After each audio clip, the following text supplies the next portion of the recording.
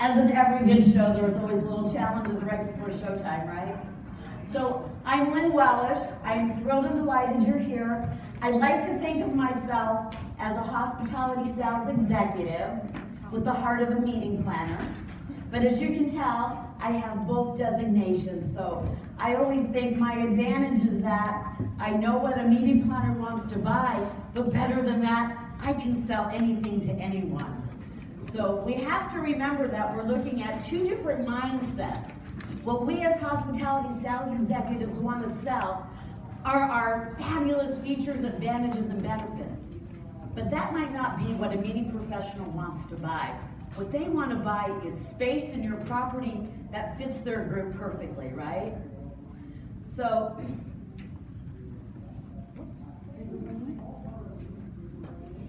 oh, that is the end. Wait 1 second. I am so sorry. Wasn't that great?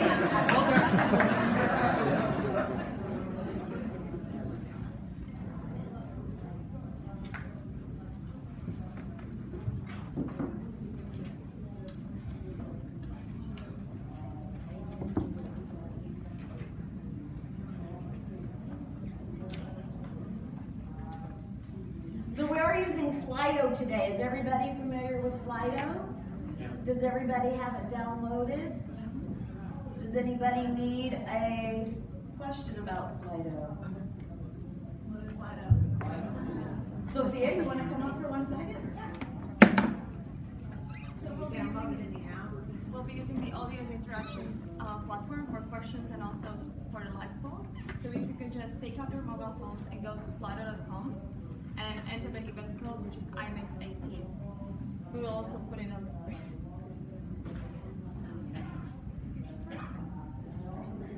Okay, perfect. So it's slido.com and the event code is IMAX18. So Slido, what it's going to do is we're going to ask several questions and you're going to put your answers in real-time data. And I use it when I teach, and everything's going to come up and we can see what everybody's thinking at the same time. That way we can have collaborative discussions that are crowdsourced in real time. So any issues or thoughts that you're having, we can talk about it while it happens. Does that sound okay? All right, great. Okay. So as my people say, mazel tov, you got the RFP, right? So whether you're like me and you dial and you smile and you're persistent and consistent, or maybe you were out networking and you eavesdropped on somebody talking about a great group coming to town, or maybe you actually replied to a request from the CVB, or maybe just through the sheer luck of God, it landed on your desk and you're so excited. Because you work really hard to get those RFPs, right? It's a lot of relationship building, a lot of time, a lot of prayers. And then you get the RFP and then you have to decide, does it fit my property, right? Can I actually service this group?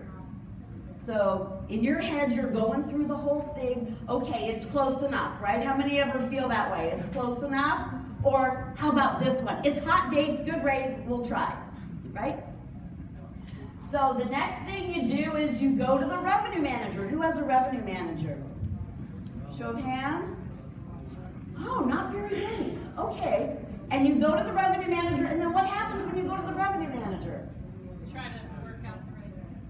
Right, you try to negotiate. He doesn't understand how much time and effort you put into making that sale, right?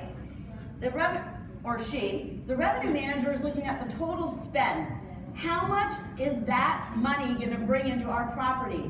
How much is it going to come through food, beverage, golf, rooms, ancillary services? So you go to the revenue manager and you get a thumbs up. Okay, so in your Slido, how many times, can you answer, how many times does the revenue manager usually give you a thumbs up? Okay, how many times? I was going to say. Is everybody putting them in?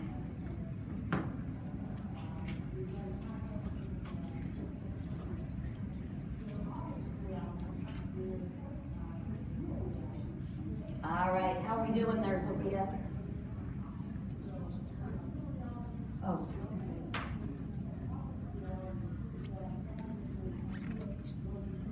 Oh, okay, so it came up to what, 78? 73%. I was gonna guess 30. So you all are in sync with your revenue managers, right? You know what to look for? I think that's excellent. Anybody wanna, do 2 or 3 of you wanna share what revenue managers say to you?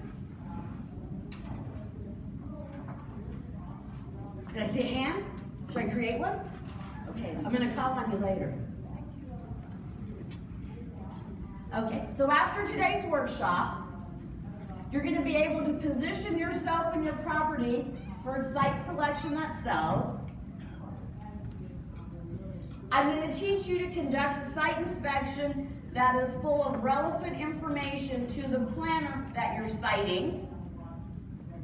And I'm gonna teach you to use probes, listening, feedback, and a few key questions so you can actually have a real conversation with your meeting planner. Does that sound okay? So you get the RFP, and now what do? How about 3 people share what do you do when you get the RFP? How about you right there? What do you do? Yeah. I obtain more information. So I talk to the client and try to understand more about what the actual event is about. You get more client information from the client. That's great. Thank you for sharing. Anybody else? How about you? Yeah. Well, we're not in hotel sales, we're in destination management. Oh, okay. So when you get it okay, what else do you do? When you get a program, what do you do?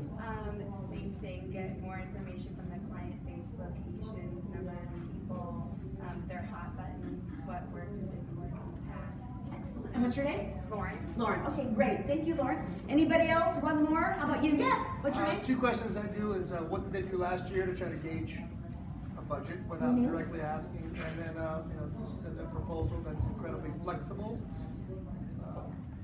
Try to land it. Flexible. Excellent. What's your name? Noel. Noel. Thank you so much. Anybody else want to share? So what I normally do is I do what I call a visual approach. I look at the RFP, I look at the show flow, and oh, how great is that? And then I decide in my head, how is this program going to flow in my property? So the first thing I do is I think about my front desk. Do I have a big enough front desk to handle the check-in? Do you all think about that? Then I wonder, do I have another group checking out when my group is checking in? Is that a back-to-back? Then I think about, do I need to open up a satellite desk or a separate desk for VIPs and dignitaries? Does anybody ever do that? Do you want to share? Have you ever used one of these? Haven't. That's called a catch box. You can talk into it. That's the microphone. Oh, okay. I thought that was easy. Well, wouldn't that be good? No, I haven't ever used a catch box. This is cool. Thank you. But we do always ask for a separate registration desk, especially if it's a big group, or we ask them to be pre-registered and keyed prior to coming in, so the keys can just be issued without them having to sign in and go through all of that. They can come back later and do everything that they need to do, but at least it gets them into their room and out. Excellent. Now, how big is your property? I don't have a property. Okay. I am the meeting planner. Oh, excellent. Okay. Oh, I like that. Thank you. So you're going to learn great tips to help us, right? Hey, working together is what it all takes. Okay. You hold on to that. You're going to send it to the next person. Okay. Great. So after I look at my front desk, then I think about where in the hotel do I want to showcase for my opening reception? Does anybody have a fabulous place that they like to do their opening receptions? So, right back there, she's nodding her head. You see her? I'm loud, I can say it. Okay, great. We have an outdoor South Lawn that is on the golf course, Oh, okay.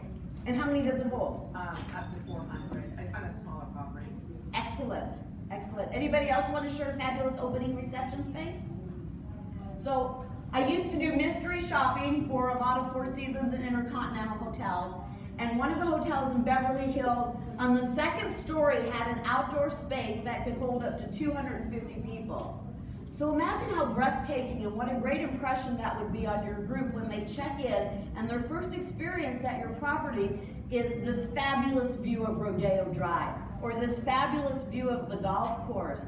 Or I used to work at the Hyatt Regency Phoenix, and we had one of those, and so you could do a buyout, and the entire group could experience revolving around the entire city of Phoenix at night.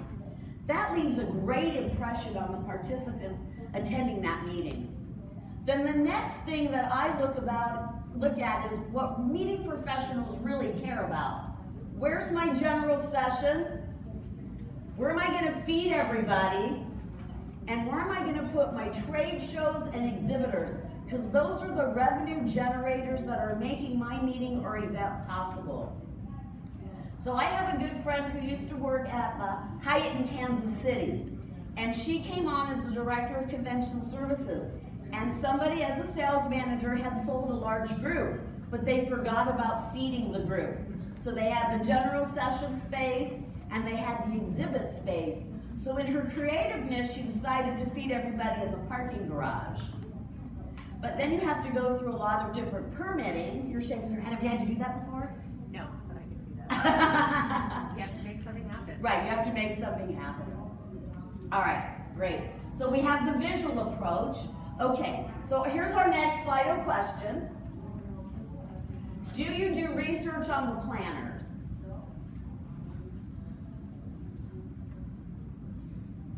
Do you think, what's your name? Betty. Betty, do you think people do research on you before you get to their property? I think if you're a new client, they do, or if it's not word of mouth, something like that. But yeah, I absolutely think they do. All right, what's my Slido say? 85%. 85%, that's very impressive. So thank you, you're doing your due diligence and making that sell happen. So I met a gal who worked for a CVB in the Midwest. I met her at Connect in New Orleans last year, and she told me, Lynn, I always do research on the planners. It's amazing what kind of relationship you can build with somebody before you actually start to negotiate with them. She told me, my favorite is LinkedIn. You can tell what school they went to. She said I can send a yoga mat or a t-shirt from their alma mater, and that's a sure way to build a relationship and start the business. But let me tell you, I was with somebody looking to place a meeting in that city with that gal from that CVB, and my friend did receive a shirt from her alma mater, but she never got one phone call returned. So make sure that you have the persistence to go the distance with that planner. You don't want to send them a fabulous gift and then not enter into a negotiation or a conversation. Oh, did I go out?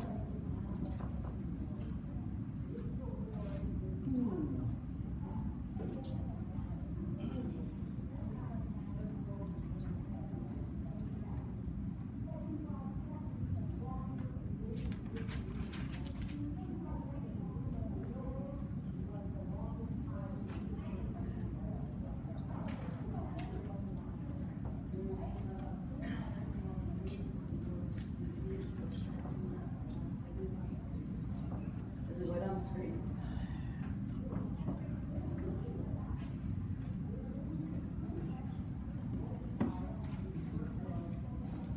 I have no idea. Winter.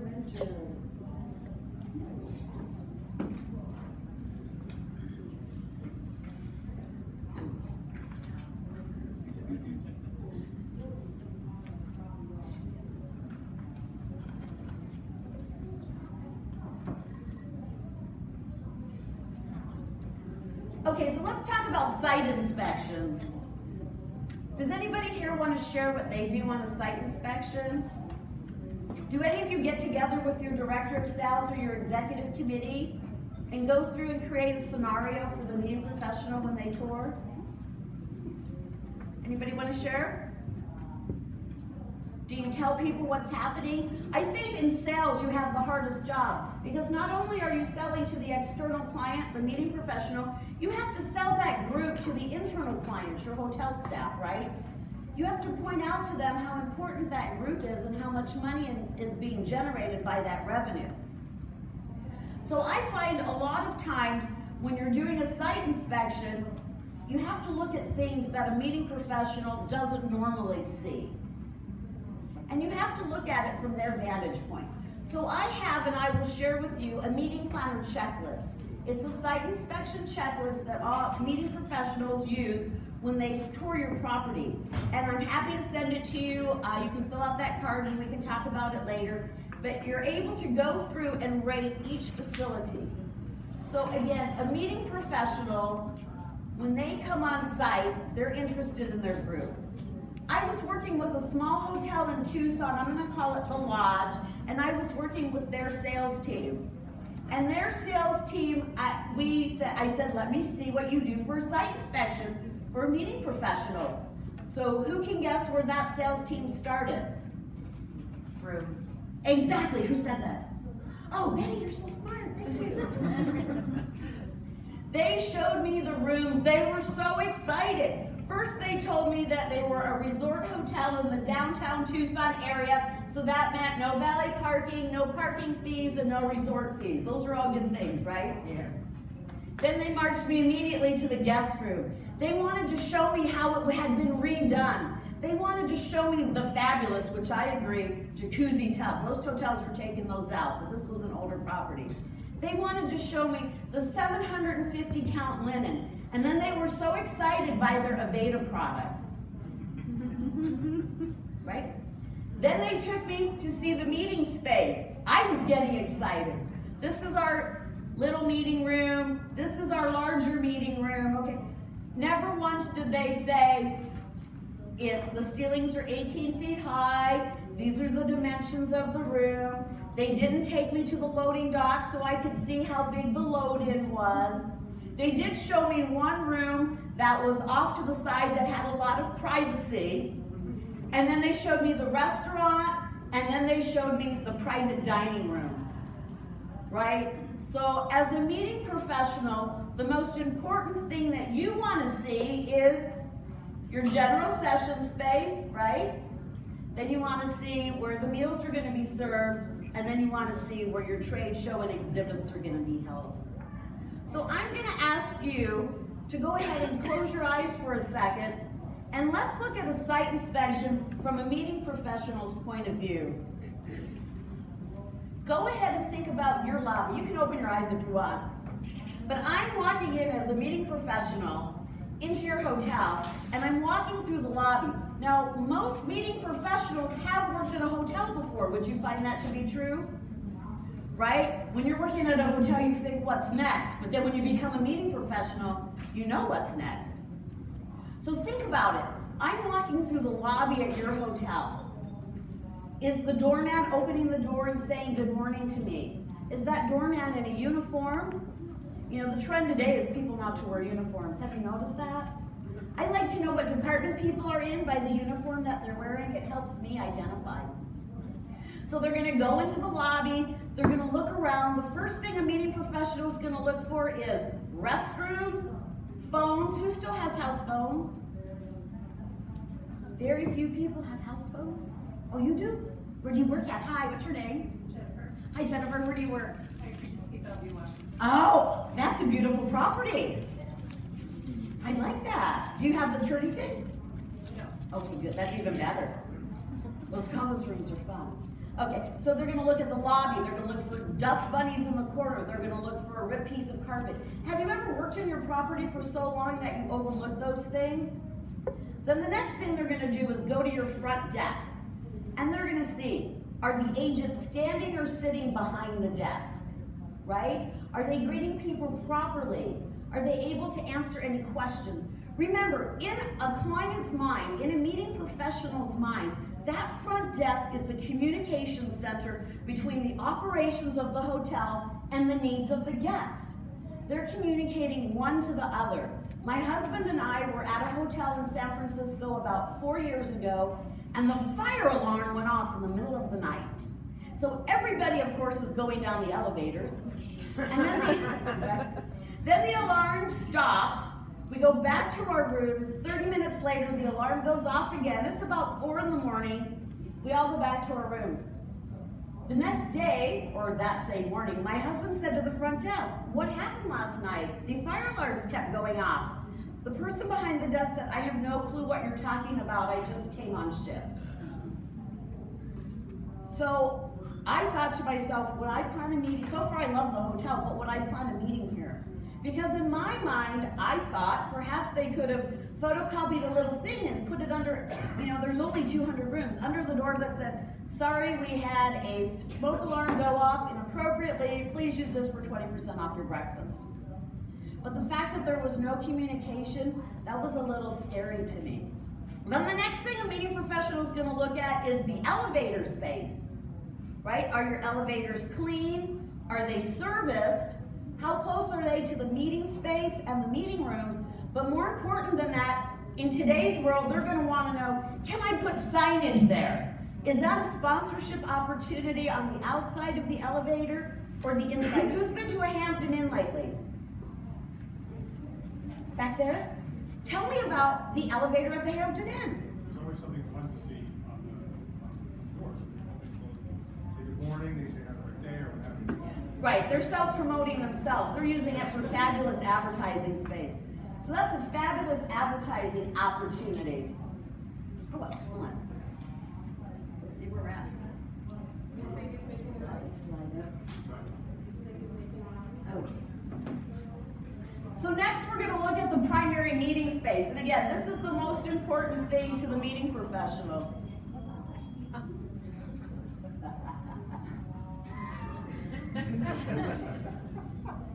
Is another remote maybe taking over this one? No. It's here. Sure. So the meeting professional wants to know, how big is the room? How high are the ceilings? Can I bring in my own AV company? How close are the bathrooms? Where's the reception gonna be? How about this? Do your air walls really prevent another meeting from being heard? So I was doing an event at a hotel in Phoenix. It was a black tie gala, and we shared an air wall with another black tie gala. And that time the air walls worked. I was so nervous because it was a really good client. So our air walls worked. They're gonna wanna know again, phones, accessibility to the restrooms. Then the next thing they wanna know is your secondary space or your breakout rooms. Now with breakout rooms, don't you have more flexibility? Right, don't you have some rooms at your property you can use for breakout rooms? When I worked at the Hyatt in Phoenix, we had 3 rooms that were on the pool level. They could be sleeping rooms or meeting rooms. You can also use parlor rooms. Perhaps you have restaurants and bars that don't open till the evening. So those are all things that you can also use. Then the next thing you need to know is how many breakouts you need, and that usually flushes out, right? So meeting professionals not so worried about that. Then we're gonna look at our sleeping rooms. Floor and back. Yeah, this one. Okay, that's back. So the first thing your meeting professional is going to ask in today's age is, have you had bed bugs before, right? How many get asked that question? No one? Do you ask that?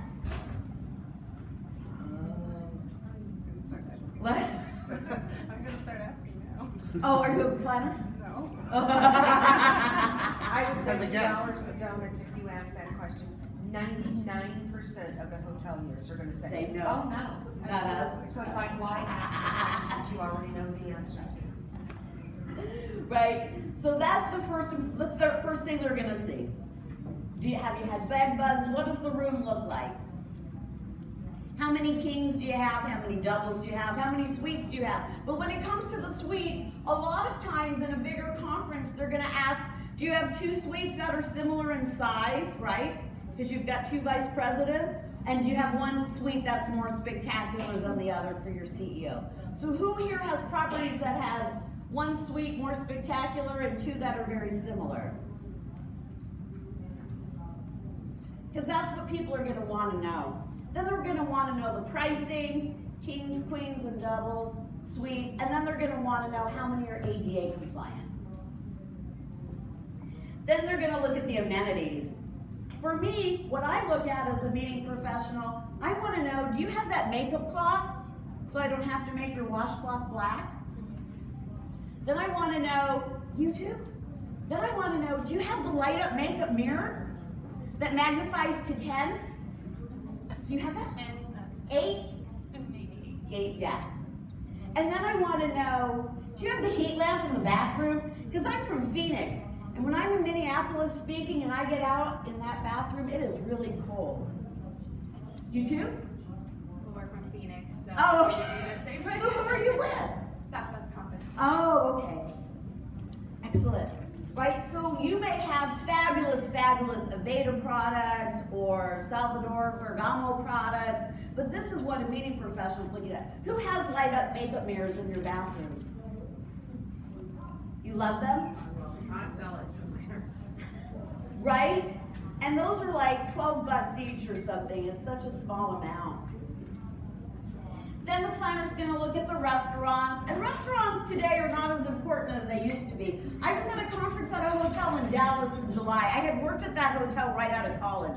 When I worked there, we had 1,000 rooms and 5 food and beverage outlets. The conference I went to, that hotel now has 1,500 rooms. It has 2 restaurants and 1 grab-and-go place. So people today are using Uber Eats and Postmates, right? I was standing out front of the hotel waiting for my friend's son to come get me. I never saw so many people have Jimmy John's delivered and Burger King delivered, right? So those are opportunities. I was speaking at a hotel in Houston, Texas. Not only did they not have room service, but their food was already pre-made. So I couldn't get a turkey sandwich because it already had mustard on it. So these are just all little quirks that your participants are going to think about. Then a business center. Who has a business center? 1? Nobody else? 2? 3? Nobody else? So business centers, what are their hours? Are they accessible? Do you need a key? Audiovisual is a hot buzz for meeting professionals. They want to know, can I bring in my own AV company? They want to know, is there a liaison fee? They want to know if there's a patch fee. They want to know, what else do they want to know about AV companies? Is there an elevator fee? Right? I once did an event and they wanted an elevator fee for us to use the elevator to unload. The other thing they want to know is this. So I was working with a client, coaching her on a contract. She was so excited. She said, Lynn, the hotel offered me a 10% discount on my audiovisual. I said, oh, okay. Do you still want to make sure you have a clause in there that says you can bring in your own company? Well, when the final contract came, the AV, although it was offered at 10% off, it had the 24% service charge added onto it. So a lot of planners, do you always put that you want to bring in your own AV company? We do where we can. Right. But many of the hotels use a specific AV company, and there is nothing you can do but No use that negotiation. company. See, and these are hot things to planners. Would you not select a hotel because you couldn't bring in your own AV? Okay. Excellent. Now, activities. So a planner wants to know, what is there for guests to do at my hotel? Is there a pool? Is there a spa? Is there a gym? Is there a golf course? If a planner does not put golf or spa in their RFP, who still shows those to them? You do? You do? Anybody else? Who does not show it to them? You don't? I mention it in the site tour, and if it becomes of interest, then we're passing by, but I always allot time to do that as well. Excellent. Then the next thing they want to know about are additional services. Do you have an airport shuttle? We have an Embassy Suites in Scottsdale, Arizona that lands every piece of business because it has an airport shuttle. It's in downtown Scottsdale. They also shuttle you over to the fashion mall to go shopping. That hotel is always filled. How about parking? Who here has parking at their property? Who charges for parking? Do you own your lot? Our development owns it. So is it an area to negotiate or is it not a negotiable point?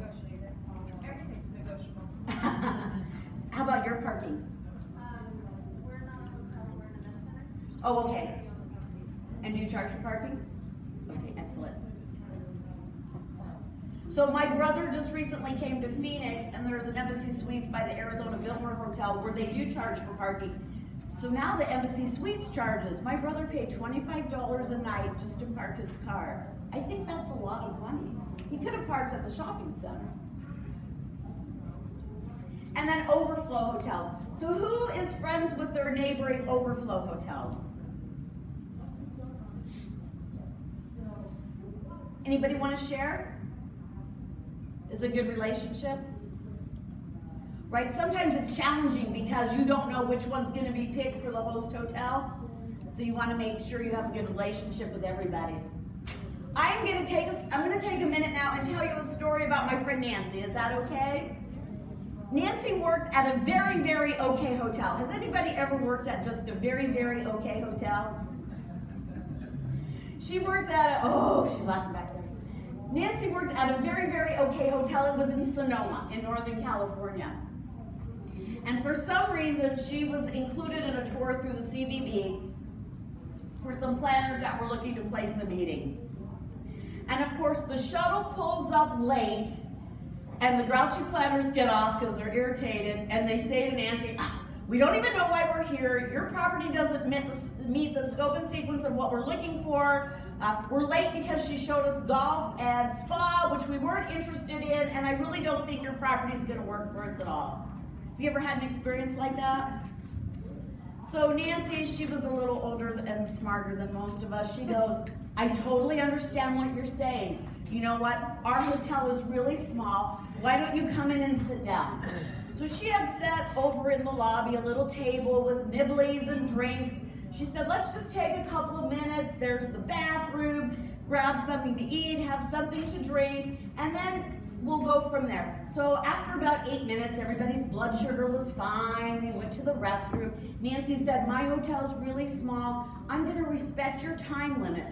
So she walked him down the hall, and she walked him right into the general session room. She was lucky that day because her ballroom wasn't being used. And she said, this is our grand ballroom, and this is where I envision your general sessions, and this is how high the ceiling is. These are the dimensions of the room. There's where the restrooms are. There's where the phones are. Yes, you can bring in your own AV company. Do you have any questions? So they jotted notes on their meeting planner checklist, and then Nancy did something incredibly daring. She walked everybody right down the service corridor. Have you ever done that? Walked a meeting planner down the service corridor?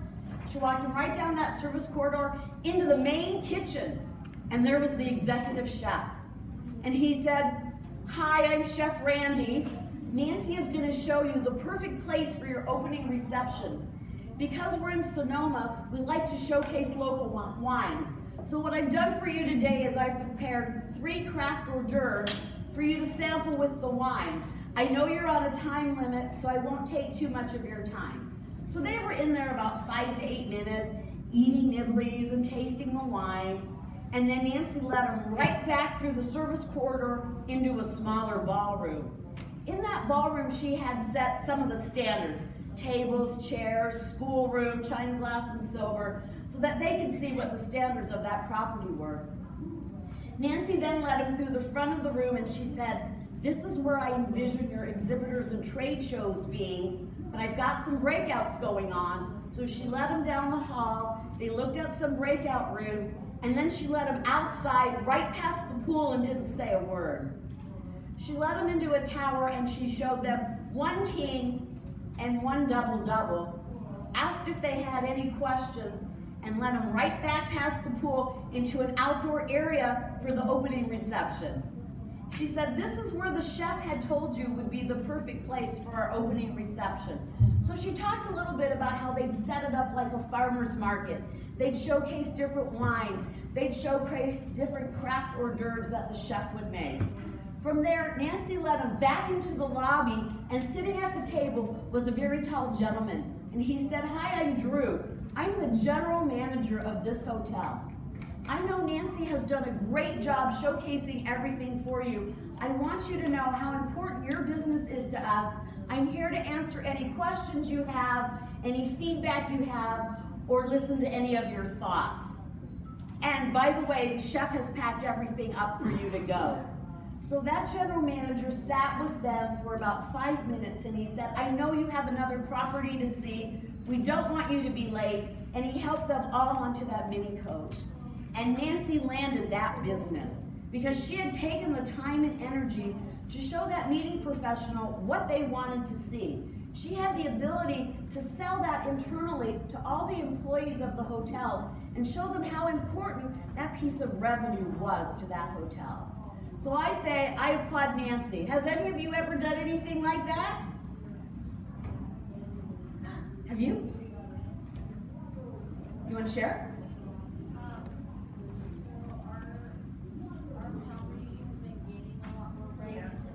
Wait. Ready? Here goes the smash box. Thank you. So our property is in San Mateo in Northern California, so we're right in the middle between San Francisco and San Jose. And we've been gaining a lot of the business from a lot of the corporations in the area. So it's been a little transition. I mean, we do the county fair. It's very different from a higher client who's doing their corporate meeting for 3 days. And they just have a higher expectation. So it's been a little challenging bringing all the different team members into kind of, hey, we want to land this deal, we want to land this conference. It's going to be a lot, but in the end, it's going to be good. So it's just been a little different, but it's worth the effort in having water in our boardroom and our CEO to say hello and then taking them on the tour and then taking them out to their car. So it's worth it in the end. Right, and I applaud you for doing that. Remember, you want to do business with people like you and people that you like, right? It's easier that way. You have more in common. So, next we get the inquiry calls, and in our minds, those should be a slam dunk, right? You should be able to make that sale the minute the phone rings. So I'm going to just walk through you a little dialogue that I've created. And again, at the end, or you can fill out the card before you. So if you fill out the card, you can put down that you want my meeting planning checklist. If you want to handwrite, you can say, please send me your client dialogue information sheet. And I kind of use that as a template to gauge all of our calls. So as I told you before, I used to do mystery shopping for a lot of Four Seasons and Intercontinental hotels, but I was doing a smaller hotel group in the Phoenix area. And honestly, I called 10 hotels. Of the 10 hotels that I called, 3 people actually said to me, if you're interested, call me back. Of those 10 hotels, only 1 actually asked for my name, address, and phone number. 2 people actually told me, no, you won't work at our hotel, and they gave me phone numbers for other hotels to call. So in my mind, you're turning down almost guaranteed business, right?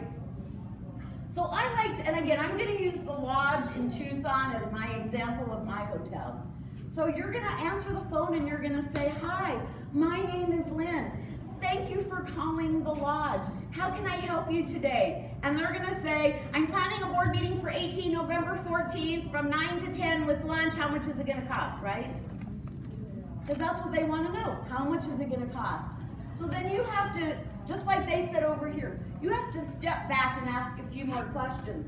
So I like to say, hi, my name is Lynn. When they first hear your name, they're not gonna remember it. You have to sprinkle it 2 or 3 times.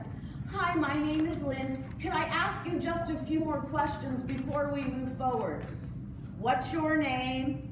What's a phone number in case we get disconnected? How did you hear about us, right? And what's important to you in making this decision? Then the next thing that you want to know is, have you done this meeting or event before? What worked well? What didn't work well? Can you tell me a little bit about the profile of your attendee? Now, that makes a huge difference. The average age, the fitness level, the expectation, their income level, that tells you a lot about what they're expecting. What is important to you as the planner in making this decision? Then you have to drill down further And as you're talking to people, you have to acknowledge what they're saying. This is your first chance at building that rapport. So you have to do cute things that may feel uncomfortable. I understand, I hear what you're saying. Yes, that's correct. Maybe that could work for you. Then you're gonna ask the close-ended questions. What date range are you looking for? What time do you want your event to start? How do you envision the flow of it going? What's your price range? Do you have flexibility in your dates? Those are all the questions that are going to help you land that sale, because you're talking to them about what their needs are. You're not telling them how fabulous your hotel is. They may already know, they may have already been there. They want to know about putting 18 people for a board meeting. Then what you want to do is show them you paid attention.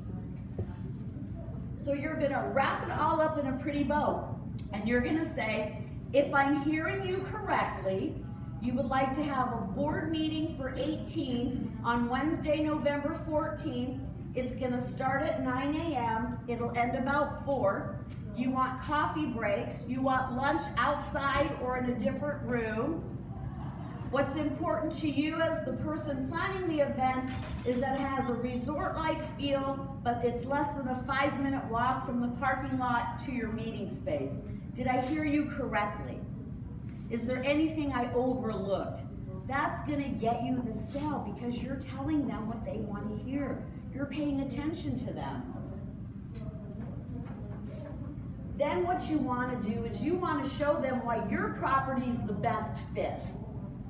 So, if I heard you correctly, can I take a minute to tell you why the Lodge is the perfect venue for your board meeting? We're a smaller hotel in downtown Tucson with a resort feel. It takes less than 5 minutes to walk from the parking lot to your meeting space. We don't have resort fees. We don't even have valet parking. I have a room that's perfect for you. It's called the Catalina Room. It can be set U-shaped for 18. It has a little area with tables and chairs in case you need a pop-up meeting or someone needs to take a call. We have a beautiful window with a beautiful view of the Catalina Mountains. If you've been to Tucson, the Catalina Mountains are spectacular. And that's where we put our coffee break. Will that work for you? So of course, next they're gonna have an objection, right? And you have to think about how to overcome that objection. You have to listen, empathize, ask a question, and produce a result. And I'm confident that most of you use this every day in your sales techniques. So this person will say, well, I heard that the Catalina Room has pillars in it. And I said, that is very true. It does have pillars. Let me tell you what we do. We put our tables up to the ends of the pillars to encompass it in our hollow square. In fact, I can call you right now on FaceTime or Zoom and I can walk the room with you so that you can see that there's really not any challenges there. Does anybody have something about their property that they get objections about? How far it is from the city? Okay, and where are you at? I'm in Chicago. And how far are you from the city? 7 miles. Oh, what hotel are you at? I'm not with a hotel, I'm with an event production company that owns a venue. Oh, okay. Garrity and Wilson. So we're right by Midway. Okay, oh, Midway Airport? Correct. Oh, okay. So what do you say to overcome the objection? Tenants from the marketplace. The biggest, oftentimes will assist them with transportation. So we're happy to provide shuttles for your guests. Exactly, but sometimes, regardless of that, it comes down to, I can walk, it could take them longer to go from their hotel to the museum. Uh-huh. But it's sometimes it's hard to overcome that because they feel that, we're only a half a mile from the museum. It could take them that long to taxi. And so do you say that to them when you're on your site? I would like to meet you at your hotel and walk with you to the museum, and then I'd like to provide a lift to take us to my venue and you can see the total travel I time? have. Does that work? Sometimes it does, sometimes it doesn't. Do you take them on your iPhone and show them how fabulous your space is and how they can do anything they want with it? We send them the 360 tour, we give them the Google Maps so they can see how fast it is. But a challenge, but we've been doing our best to. And sometimes it's just not a fit, right? Does everybody agree? Would you agree? Sometimes it's just not a fit, and that's time where you go, okay, thanks, you're right, it's not a fit. This is who I think would be a better fit. I'm always happy to refer somebody on. All right, anybody else? Questions about the LEAP process? Sure. So listen, empathize. Oh, I agree. You know, we hear that a lot. So it could be, we have a hotel in Phoenix that used to have 2 registration desks. It's right by my house, the Point Hilton Squaw Peak. You could check in at either one. That became a real problem. So now they're down to 1 reg desk, but the sign's still there. So people when they're driving, but yes, we hear that a lot, or this is what we normally do to overcome that objection, or I can see why that would be important to you. You know, sometimes it's something so insignificant as our CEO never knows if he's going to be in the mood for Red Bull, sparkling water, ginger ale, or Diet Pepsi. Oh, we're a Coke hotel, yeah, but he only drinks Diet Pepsi. So you just have to get a way around that. Anything else that I can maybe help with? So then you're going to say, repeat everything one more time. Let me recap everything that we've said. My name is Lynne. Thank you for calling the lodge. I show you want to have a board of directors meeting for 18 on Wednesday, November 14th. It's going to start at 9 a.m. with a coffee break. We're going to do lunch in another room or outside depending, and you just need to decide that day. See, that shows real flexibility. That makes it easier for you to work with. We're going to do an afternoon break about 3. It'll be set up as grab and goes. Your meeting will be at 4. I'm going to use the Catalina room. It has a beautiful view of the Catalina Mountains. It's less than a 5-minute walk from the parking lot. Is there anything I forgot or didn't discuss? Any final questions? And then you say, thank you for calling. I'll have you a contract out by, and be realistic in your time frame. To me, I love it. A guy called us, we were trying to shop for new insurance. A guy called me on Wednesday. He said, I'll have you a quote by tomorrow. He called me the next Tuesday, right? So tell me the next Tuesday.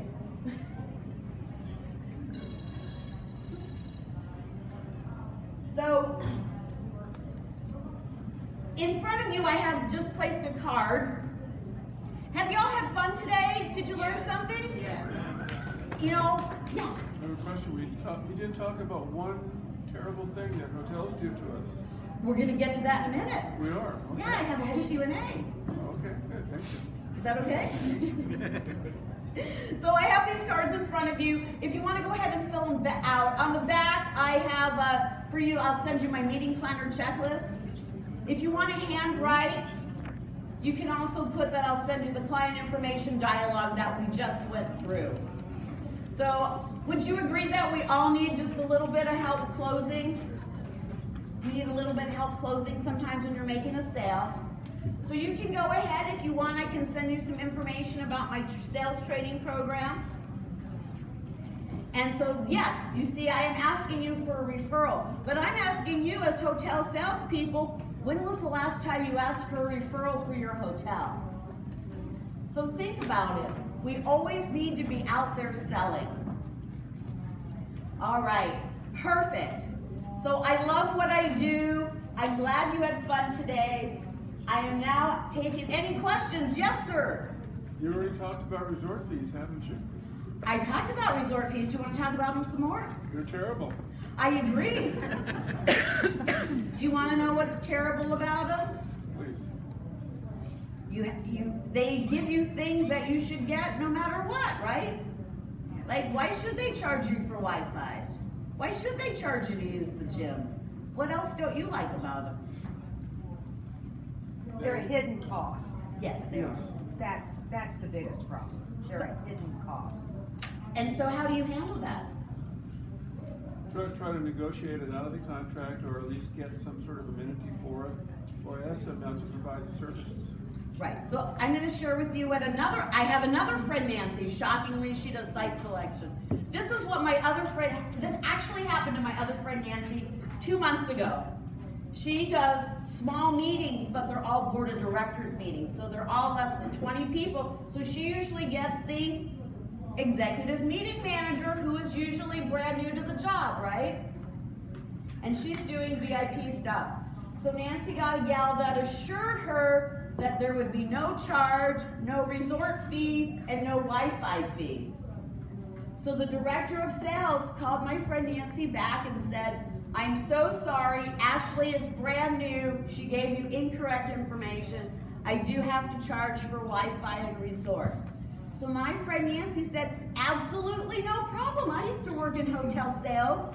The total amount that I would have saved is X amount of dollars that you're now asking me to spend. So tell me where you can offset that in other costs in your line items. Because certainly as hotel salespeople, you get your commission based on the sale of the room and that price, right? So wouldn't you rather that money come from a bartender fee that's waived or some other fee that's waived that doesn't affect the hotel sales rate, right? That ADR. So those are all things to put at the negotiating table. Who here has people that try to negotiate their resort fees? And do you do it? Do you negotiate yours? No, where are you at? Okay, good. Anybody else negotiate resort fees? So when I used to do mystery shopping, the Four Seasons here at the Mandalay Bay, they said their resort fee was for parking, internet, 2 bottles of water, and a shoe shine. So you have to see what value you're getting for that. Any other questions, thoughts, problems? There's gotta be one more. Okay, so these are the Slidos. So if you want to go ahead and take a minute to do those.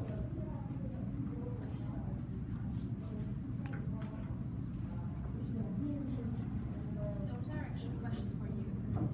Oh, these came in for me? Okay. In my opinion, what isn't important for event planners when it comes to the site inspection? I think everything isn't important to an event planner, don't you? Right? You don't know what amenities your guests are going to be using. I know my dad's 84 and he's diabetic, and so when we travel, we like him to have a refrigerator for his diabetes medication.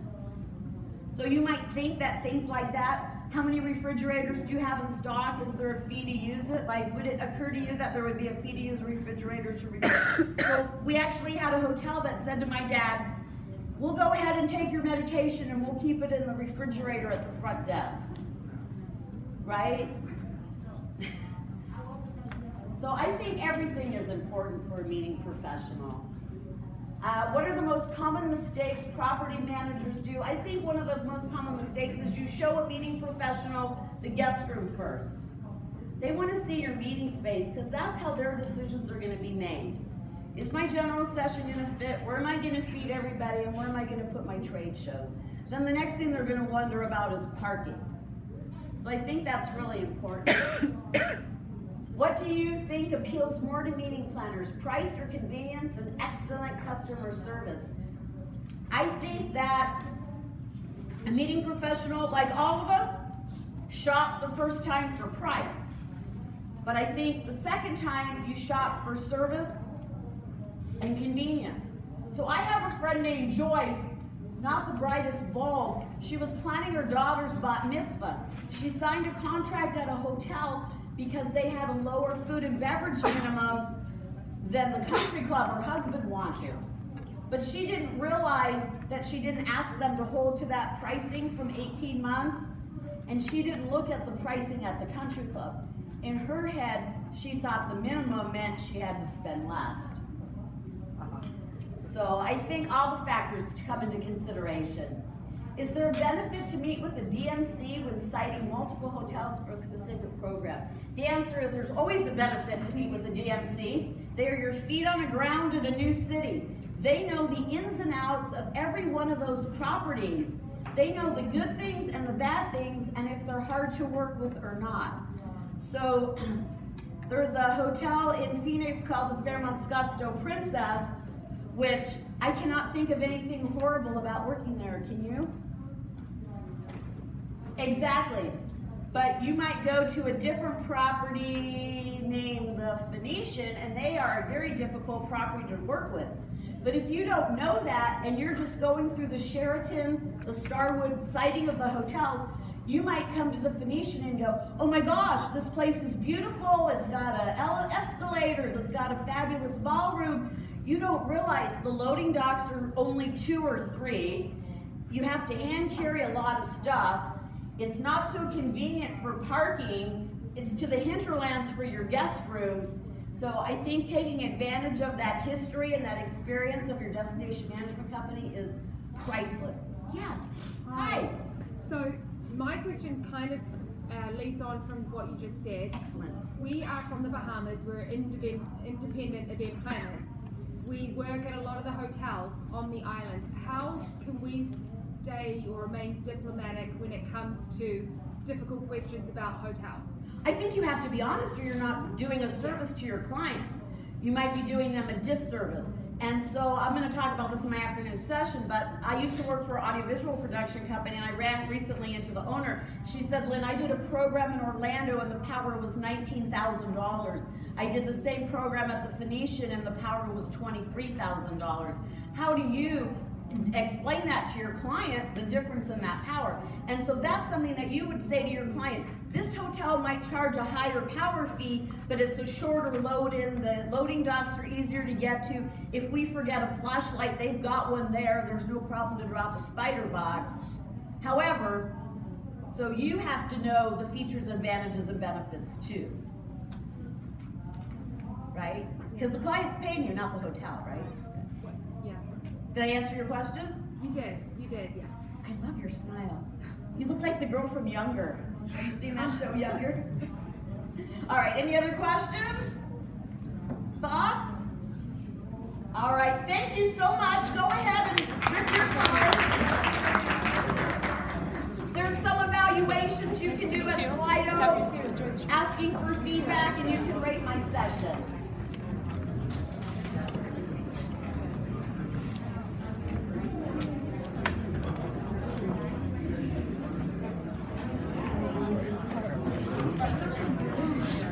You look so familiar.